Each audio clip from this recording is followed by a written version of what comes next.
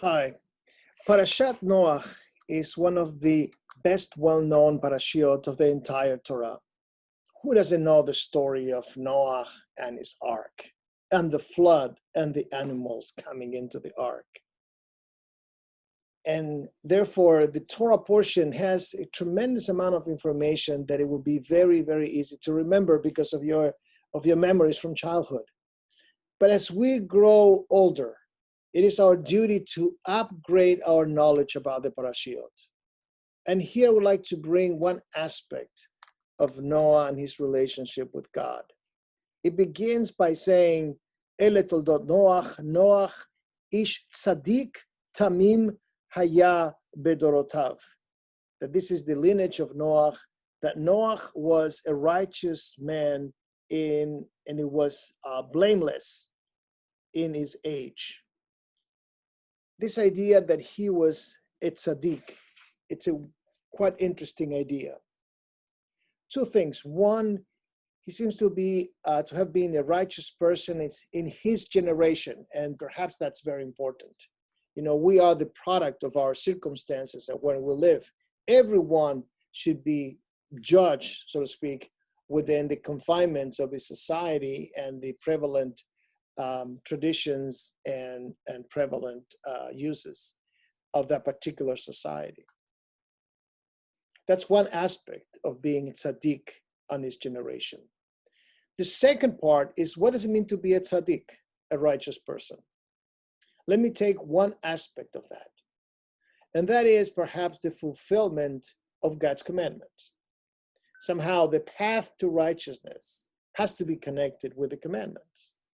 Otherwise, why bother having 613 mitzvot, right? If we're not going to follow some of them. If you follow them, technically that would be a path to be a righteous person. And here I would like to divide between two groups. Mitzvot that we follow because they benefit us, because they are pleasurable, and mitzvot that we're supposed to do because they are mitzvot.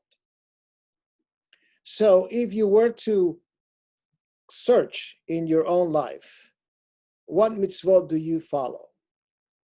Well, let's say that you follow the lighting of the candles on Shabbat. Brings you pleasure. The drinking of the wine and the eating of the challah brings you pleasure. You get to Pesach, you eat the matzah. All these mitzvot so far give you a personal benefit. And here, the Torah wants to say that Noah, despite the fact that he built the ark for his own benefit and the benefit of his family, he did it for the sake of others. And that's a great little vignette that explains a little bit this idea of being a righteous person. How many of your mitzvot are for the sake of others? How many mitzvot do you fulfill that really are not for your benefit, but for the benefits of people around you, even people you might not know? Well, let me give you an example.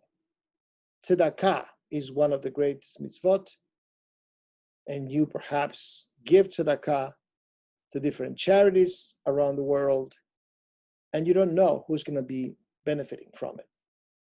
That is a great mitzvah that you fulfill. Now, you might say, well, I get pleasure of sharing with others. That's true. But in essence, other people are going to be benefiting, not you directly. So that would be one.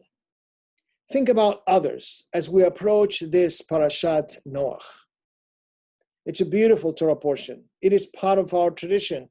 We heard the story so many times. Come with us and learn a little bit more as we go through services this Shabbos. So we bring another aspect. We have one of the tradition. We have wonderful Tu B'nai Mitzvah. We have Sammy Cohen in the morning, and we have Ryder Flaum in the afternoon. Each one bringing new understanding to the Torah portion. Each one preparing the Torah portions to read flawlessly. Those are great mitzvot. What is your mitzvah for this Shabbat? Have a wonderful time, and I hope to see you Friday and Shabbat at Temple Bethel. Shabbat Shalom.